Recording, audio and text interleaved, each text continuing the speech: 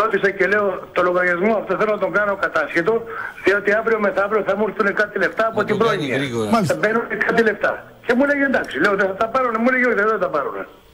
Αυτό μου είπανε. Α, πήγατε στην τράπεζα και τους είπατε. Αλλά δεν το έκανε, δεν το γύρισε. Προσέξτε, ρώτησε όμως τους υπαλλήλους. Έπρεπε να τον βοηθήσει να το κάνει. Ναι, ρωτήσατε τους υπαλλήλους. Παιδιά, επειδή εγώ θα παίρνω προνοιακό επίδομα, μήπως θα πρέπει να δηλώσω ότι θα παίρνω το προνοιακό επίδομα για να μην μου το κατασχέσετε? Και σας είπαν.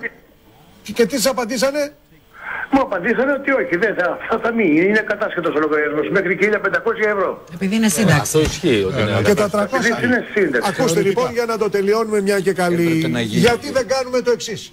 Μέχρι 1.500 ευρώ. Ανεξάρτητα από τον έχει δηλώσει ή όχι. Είναι δεν είναι μισθοδοτικός, συνταξιοδοτικός, δεν του βάζεις χέρι. Έτσι, αυτό. Και από εκεί και πέρα, γιατί μισθωτός είναι μέχρι τα 1.500. Από εκεί και πέρα του παίρνεις τα πάντα. Ο άνθρωπος να πάει να δηλώσει και να του ζητήσει και να πάρει. Θα τα πάρει πάντως. Πάντως τα δικαιούστε μέχρι τελευταίο σέντ. Ωραία, παίρνει 300 ευρώ το μήνα αναπηρικία. Προνοιακό επίδομα.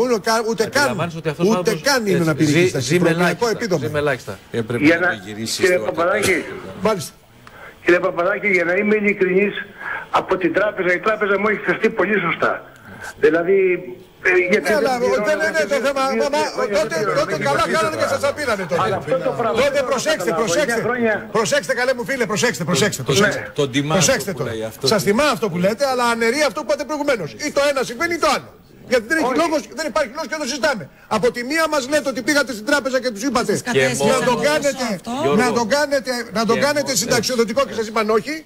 Και από την άλλη μου λέτε σας φερθήκαν πολύ καλά.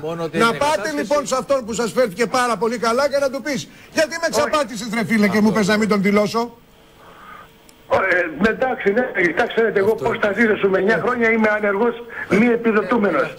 Καταλάβατε? Ναι, το κατάλαβα, αλλά όμως το κατάλαβα, αλλά από τη στιγμή που σας είπανε μην τον δηλώσετε έχουν ευθύνη.